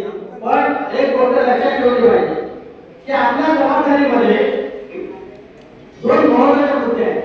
कदाचित माझ्या पुढच्या वाक्याला इथे बसलेल्या कर्मचाऱ्यांना राग येईल. आपल्या खऱ्या अर्थाने चळवळीची सुरुवात झाली सुरुवातीच्या काळामध्ये ती अशिक्षित लोकांपासून झाली. मी एक विधान नेहमी करतो की डॉक्टर बाबासाहेब आंबेडकरांचं नेतृत्व हे समाजाने घडवलेलं नेतृत्व होतं आणि जेव्हा ते समाजाने नेतृत्व घडवलं पहिला 77 बाबासाहेबांचा झाला त्यावेळेस बाबासाहेबांना घडवणारं पहिलं भाषण आहे ते जर तुम्ही ऐकलं तर तुमच्या लक्षात येईल की बाबासाहेबांचं नेतृत्व समाजाने घडवलं आणि हे नेतृत्व नंतर बाबासाहेबांच्या रूपाने समाजाने स्वीकारलं. बाबासाहेबांच्या काळामध्ये शिकलेले लोक होते. बाबासाहेबांच्या काळामध्ये अर्धशिक्षित लोक सुद्धा होते. बाबासाहेबांच्या काळामध्ये समाज जो होता हा अशिक्षित आणि अडाणी होता. लोगोटीवर राहणारा आणि एका साडीमध्ये गुजरात करणारी स्त्री होती. लोगोटीवर राहणारा पुरुष होता. पण त्यांनी बाबासाहेबांचे विचार प्रामाणिक मांडले. आज मात्र बरोबर उलटे झाले. बाबासाहेब म्हणतात की बाबासाहेबांनी सांगितलं की जेव्हा जेव्हा या समाजामध्ये विषमता निर्माण होईल तुम्ही अगदी बुद्धांच्या काळापासून बघा शिवाजी महाराजांच्या काळापासून बघा शिवाजी महाराज असं घडलेलं नाही बुद्ध असा घडलेला नाही. बुद्धाच्या काळामध्ये तुम्ही बघितलं तर जेव्हा जिवंत पशु पक्ष्यांना यज्ञामध्ये दान केलं जात होतं आणि हजारो एकर जमीन जी त्या यज्ञासाठी गोळली जायची आणि हजारो पशु पक्ष्यांचे बळी द्यायचे त्याच्याबरोबरचा पहिला संघर्ष बुद्धाने केलेला आहे. पण ते बळी कशासाठी दिले जात होते ते खाण्यासाठी होते. कोण खात होते याचं डीएनए सगळ्या तपासाचं लक्षात येईल. मला त्या मुद्द्यावर जायचं नाही परंतु एक समजून घेतलं पाहिजे की बाबासाहेबांनी जसा संघर्ष केला तसा तो बुद्धाने केलेला आहे. शिवाजी महाराजांच्या काळात काय होतं स्त्रीला स्त्री पण नव्हतं. शत्रूची स्त्री दिसली म्हणजे शत्रूचा पराभव झाल्यानंतर त्या स्त्रियांवर पहिला दावा केला जायचा आणि त्या स्त्रियांचं सर्वस्व शोषलं जायचं हे त्या काळामध्ये होतं. म्हणून शिवाजी महाराजांनी स्वराज्याची संकल्पना मांडली आणि त्यामध्ये ते म्हणतात की प्रत्येक स्त्रीचा सन्मान मी माझ्या आई आणि बहिणीप्रमाणे करेन. या विचारातून जी क्रांती निर्माण होते तीच क्रांती तुम्हाला पुढे जाऊन दिसते.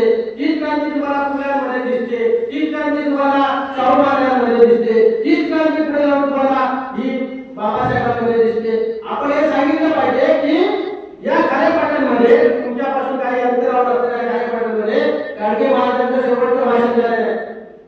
त्या गाडगे महाराजांचा वारसा आपण सांगितलं पाहिजे. तो काय बळी समाजाचा आहे म्हणून आपण नाकारता कामा नये. या सगळ्या गोष्टी ही जबाबदारी आपल्यावर पडते. कारण मी असं म्हणतो की हा असा समाज आहे ज्या समाजाने पहिल्यांदा बुद्ध फुले शाहू आंबेडकर यांचा वारसा आणि वसा स्वीकारला आणि म्हणून या समाजामध्ये जो जो शिकलेला आहे ज्याने ज्याने चिंतन केलेलं आहे ज्याने ज्याने मनन केलेलं आहे तो सगळा स्त्री पुरुष मुलं मुली सगळ्यांची जबाबदारी आहे की या मानवाच्या विचारांचा वारसा हा जबाबदारीने पेटून जबाबदारी स्वीकारून इतरांपर्यंत पोहोचवणार आहे. आणि हे जर आपण करू शकलो आम्ही आता सगळे कार्यकर्ते राजकीय विचाराचे कार्यकर्ते आहोत. आम्ही वेगवेगळ्या पक्षामध्ये काम करतो आजही कार्यरत आहोत. पण जेव्हा राजकारण करत असतो तेव्हा समाजाचा विचार सुद्धा प्रमाण मानला पाहिजे. एखादं प्रतिनिधित्व असतं आरक्षण ज्याला रिझर्वेशन म्हणतात. Reservation means representation of that particular community.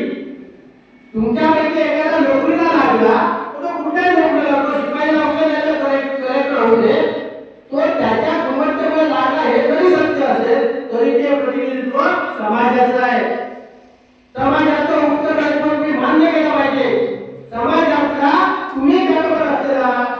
म्हणून तुम्हाला ती मिळालेली संधी आहे, कारण ते रिप्रेझेंटेशन हे कम्युनिटीचं आहे. आणि ही जाणीव जोपर्यंत आपल्या समाजातल्या कर्मचाऱ्यांमध्ये येत नाही तोपर्यंत आपल्याला पुढचा काळ फार कठीण जाणार आहे. जसं राजकारणामध्ये आहे तसंच शिक्षणामध्ये सुद्धा आहे.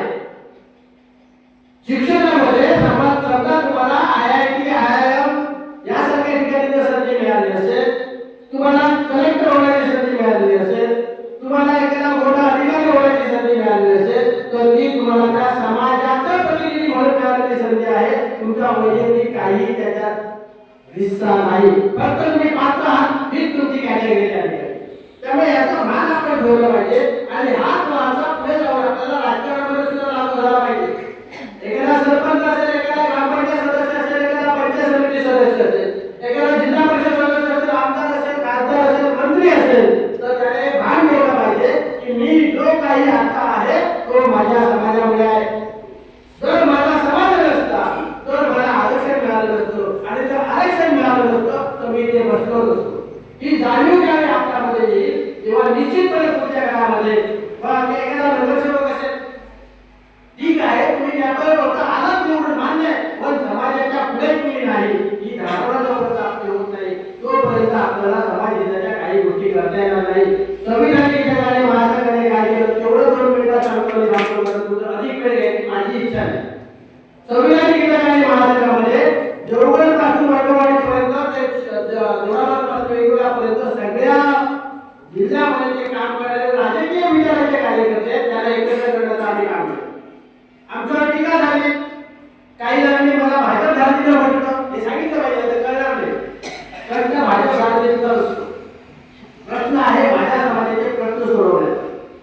मी जर प्रश्न सोडवण्यासाठी माझ्या महाराष्ट्रातील मंत्र्यांचा उपयोग करून घेत असेल, माझ्या इथल्या पालकमंत्र्यांचा उपयोग करून घेत असेल, उद्या जिल्हा परिषद झाल्यानंतर जिल्हा परिषदच्या सदस्यांचा, जिल्हा परिषदच्या समाज कल्याण सभापतीचा जर माझ्या समाजासाठी उपयोग करून घेत असेल, माझ्या सरपंचाचा, माझ्या नगरसेवकाचा, माझ्या ग्रामपंचायत सदस्याचा जर मी उपयोग करून घेत असेल तर दॅट इज माय राईट. तो माझा अधिकार आहे आणि त्याची ती जबाबदारी आहे की त्यांनी माझं काम केलं पाहिजे. जोपर्यंत आम्ही हे लोकांना सांगायचं नाही तोपर्यंत हे लोकांना कळणार नाही. आणि म्हणून मित्रांनो समजून घ्या की आम्ही जर चुकत असू तर तुम्हाला अधिकार आहे आमचे काय चुकता, तुम्हाला अधिकार आहे 4 लोकांमध्ये आम्हाला सेल्फी शब्दाने बोला.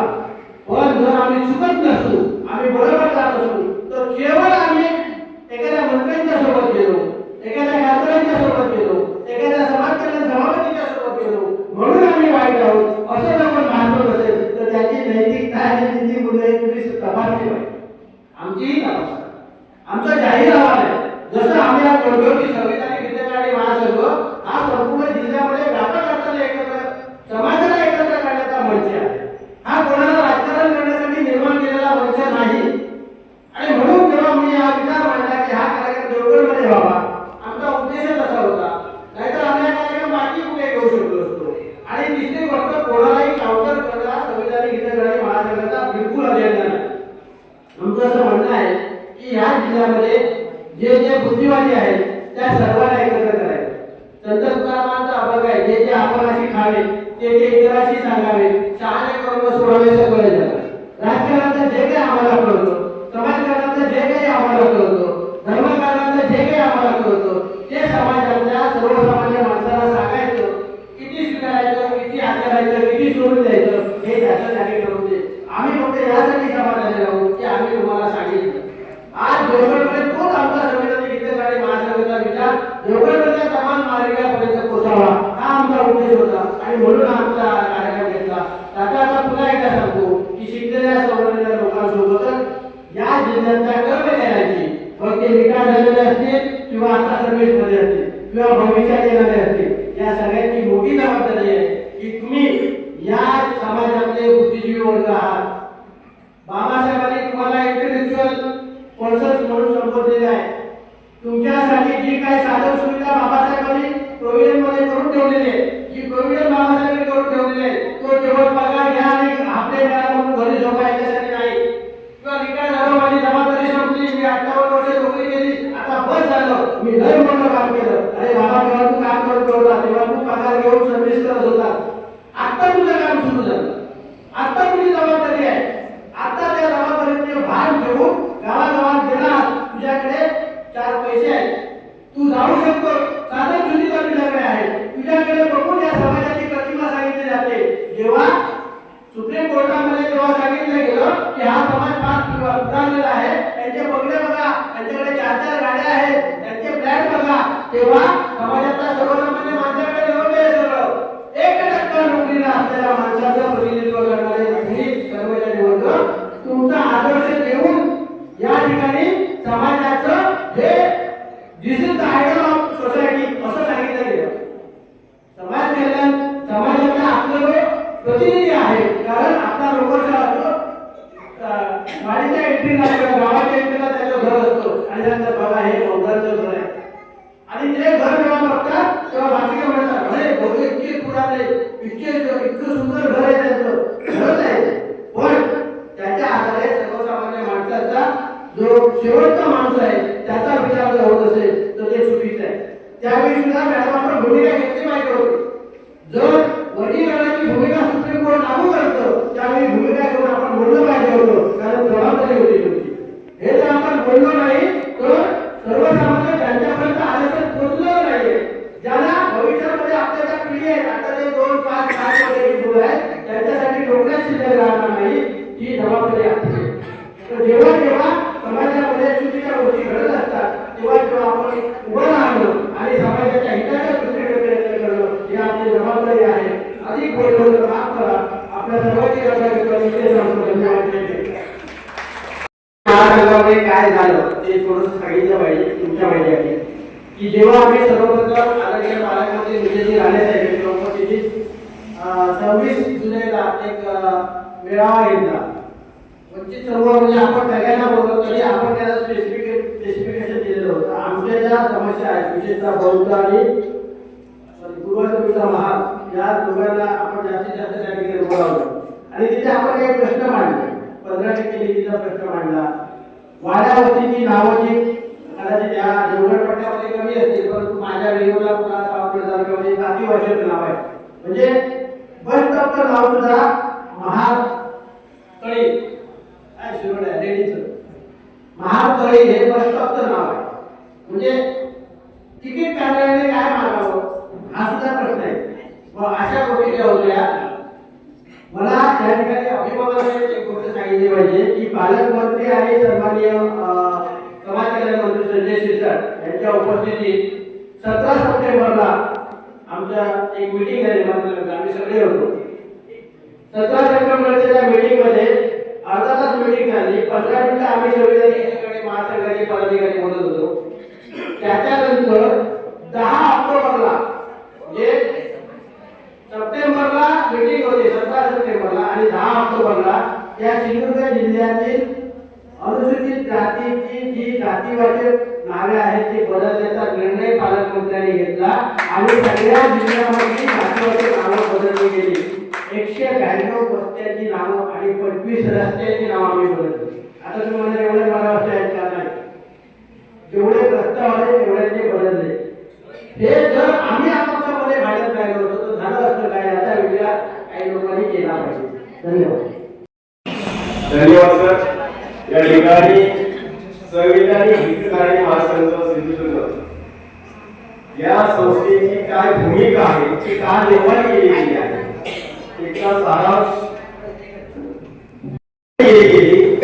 अर्थात हे सर्वजण जे प्रमुख कार्यकर्ते जिल्हा तालुका हे विविध पक्षांमध्ये आहेत परंतु ही पक्षीय संघटना नव्हे की काम केली गेली तर या ठिकाणी सिंधुदुर्ग जिल्ह्यामध्ये जी जातीवाचक रस्त्यांना वाडी वस्त्यांना नावं होती ती एवढी वर्ष स्वातंत्र्य मिळून सुद्धा ती पुसण्यात आलेली नव्हती. परंतु इथे स्थानिक सिंधुदुर्ग जिल्ह्याचे पालकमंत्री नितेशजी राणे साहेब हे पालकमंत्री आणि माननीय सामाजिक न्याय मंत्री संजयजी शिरसाट साहेब यांच्या दालनात जाऊन याच्याकडे व्यथा आणि कथा व्यक्त केली आणि त्यानंतर त्यांनी ठोस असा निर्णय घेऊन त्वरित या संदर्भात कार्यवाही केली आणि या ठिकाणी आम्हाला या वस्तीला न्याय मिळवून दिला आणि आम्ही आज अनेक कामांची विकास कामांच्या त्यांच्या समवेत आणि आमची निवेदने आमची म्हणणी मांडत आहोत, विकास करून घेत आहोत आणि अनेक प्रश्नांच्या दृष्टीने या ठिकाणी हितकारी महासंघाची निर्मिती झाली.